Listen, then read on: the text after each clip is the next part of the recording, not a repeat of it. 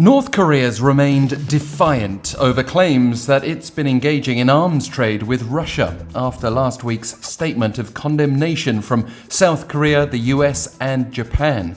But that's not stopped South Korea from providing humanitarian aid to North Koreans found stranded south of the demarcation line before they were reportedly picked up again by the North.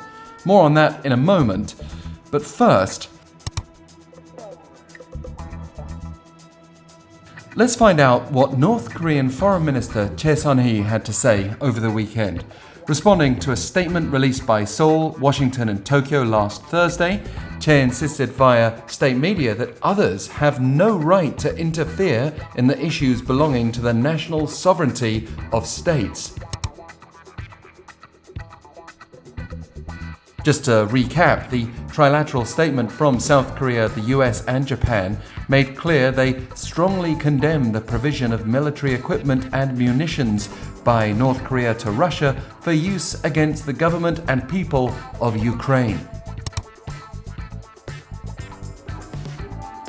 Choi argued in reply that the three countries wouldn't have any reason to feel uneasy if they have no malice toward North Korea and Russia. She also dismissed the trilateral statement as a groundless criticism and defamation, though Washington did recently claim the North had sent over 1,000 containers of military equipment and munitions to Moscow for use in its war in Ukraine, with such cooperation thought to be a key legacy of September's summit between North Korean leader Kim Jong-un and his Russian counterpart Vladimir Putin. But North Korea's flipping that script by pointing the finger at recent military drills conducted by South Korea, the US and Japan, along with the deployment of an American B-52H strategic bomber on the Korean Peninsula.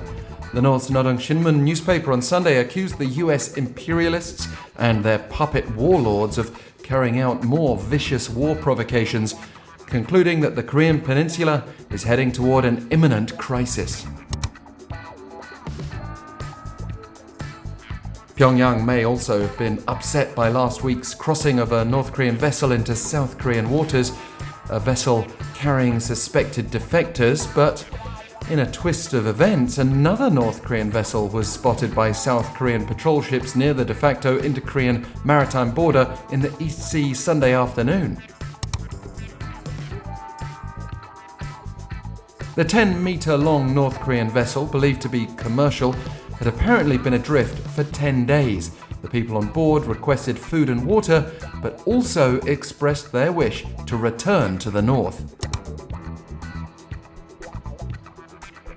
According to South Korea's military, they provided bottled water, cups of rice and pies on humanitarian grounds and notified the North of the situation through the United Nations Command and international maritime communication channels.